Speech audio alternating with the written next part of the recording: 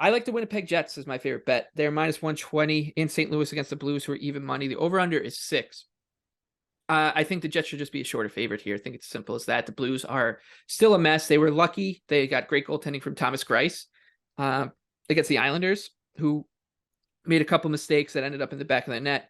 And then, things just kind of got out of hand from there. And I like this, especially if Jordan Binnington's in. Like, he right now is the more mercurial goaltender in St. Louis compared to Greiss, who played really well against the Islanders, his former team. So if this number holds, minus 120, I think it's a banger, especially with Binnington in. But we'll see. I'm also very interested to see where the market moves if they announce that Greiss starts in this one, because I think that sharper money would kind of back Greiss rather than Binnington. But either way, I still like the Jets. I think that they're a couple steps above St. Louis right now, a team that plays solid, two-way hockey under Rick Bowness somehow, and are still potent offensively, should be able to take advantage of St. Louis's defensive deficiencies that showed up both against the Rangers and Islanders. Yeah, I was beating that drum a couple of weeks ago on this podcast that we were going to see a ton of Blues overs, that their game lines were the exact opposite of what their personnel dictated they should have been. That take has been really good because their games have been an absolute gong show lately. And yeah, I think you're on it here. The Jets are just playing better in all three zones. They look like the better side, and it's honestly not that crazy.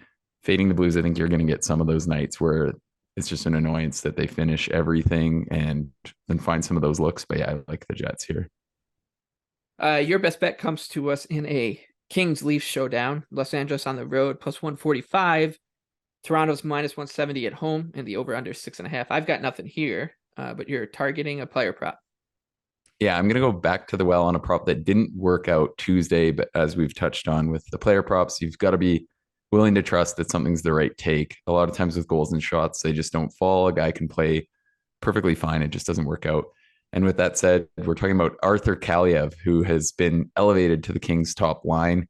He's such a talented player. He's the best shooter on the team by a mile. I think anyone, if you want to go watch his highlights, his shot is ridiculous. So it makes sense that they're finally elevating him. Entering last night's game, he was 12th in the league in expected goals per 60. So he's been absolutely dominant and rightfully elevated from what was surprisingly small usage. So we'll see. Like after the morning skate, I'd love to give this pick out with confirmation that he's going to stay there. I think he will. I thought he actually played pretty well. He actually set up what should have been 2 tap-ins on the power play. The shots just kind of weren't falling, but I think it's a really strong look. Hopefully it'll be around plus 350 again for a goal, plus 130 for 3 shots. I think those will both be really strong plays for a guy who, I mean, if I was on that team, I'd be telling him to shoot constantly because his shot is noticeably better than pretty much like the vast majority of the league. Like it's crazy. He can absolutely fire it.